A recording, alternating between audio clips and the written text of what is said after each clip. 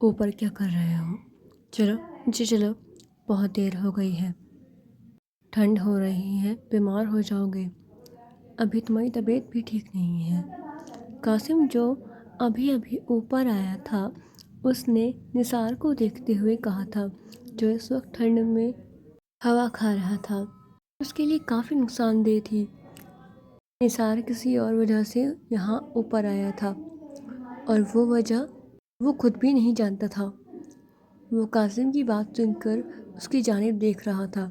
تمہارا بس چلے تو مجھے اکیلا بھی نہ چھوڑو، جب دیکھو میرے آگے پیچھے گھوما کرتے ہو، جیسے تم نے اس سے نہیں مجھ سے نکاح کیا ہو، ایک بیوی کی طرح تم میرے آگے پیچھے گھومتے ہو۔ اس کی بات پر قاسم کا قہقہ بلند ہوا تھا۔ بھائی، میرا ایسا کوئی ارادہ نہیں تھا، لیکن ٹھنڈ بہت ہے، اس لیے تمہیں نیچے بلانے آیا تھا۔ اب چلو، کافی ٹائم ہو گیا ہے۔ اس کے کہنے پر اس کے ساتھ ساتھ نیچے آیا تھا۔ رات کے کھانے کے بعد وہ اپنے کمرے میں آیا تھا۔ اس کے بستر کے کنارے اور کچھ چیزیں رکھی تھیں۔ اس میں سے اس نے سب سے پہلے اس کی شال اٹھائی تھی۔ اس شال کو دیکھتے ہوئے اس نے اپنے ہاتھوں سے خون کے دھبے دیکھے تھے۔ اس کے ایک اختیاری سے آنکھوں سے آنسو بہنے لگے۔ یہ کیسے آئے تھے اور کیوں، اسے خود بھی پتہ نہیں تھا۔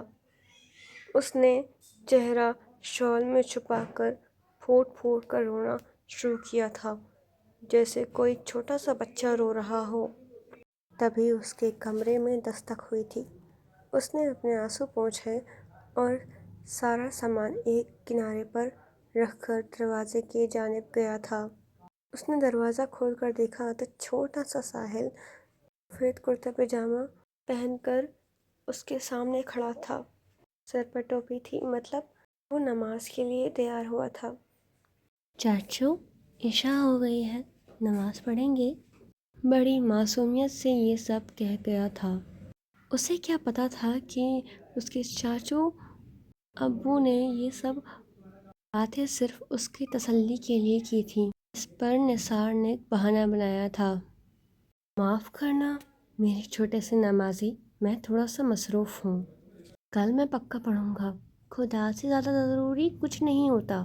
چلیے، میں آپ کو وضو کراتا ہوں، پھر ہم دونوں جلدی جلدی نماز پڑھیں گے اور بڑی بڑی دعائیں مانگیں گے۔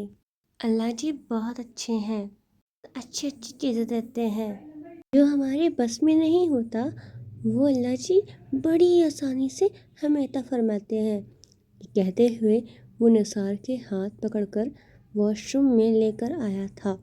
چاچو ابو، کرو وضو، پھر پڑھتے ہیں نماز۔ اب وہ اپنی نادان سے سائل کو کیا کہتا کہ وہ اللہ کو نہیں مانتا، کسی بھی بات کو وہ نہیں مانتا، پر وہ کیا کرتا؟ اس نے ایک ٹھنڈی آنکھ بھری اور اس کے بعد مان لیتے ہی اس کے بتائے ہوئے طریقوں سے وضو کرنا شروع کیا۔ وضو کرنے کے بعد درود شریف اور کلمہ پڑھا تھا، اور پھر اپنے سر پر صافہ باندھ کر اس کے ساتھ نماز پڑھنے لگا۔ ساحل نے جب اس سے نیت کرائی تو اس نے بھی نیت کری تھی۔ ساحل نے جب نماز پڑھنا شروع کیا تو اس نے بھی پڑھنا شروع کیا تھا۔ حالانکہ اس کے ہاتھ پیر کانپ رہے تھے، اسے ڈر لگ رہا تھا، پر کس چیز کا یہ اسے خود بھی نہیں پتا تھا۔ اس کا سارا فوکس نماز پر تھا، پر اس چھوٹے سے بچے کی قرأت اس کے کانوں میں جا رہی تھی، جس سے اس کے دل کو سکون اور اندر ہی اندر مسکراہٹ کھل رہی تھی۔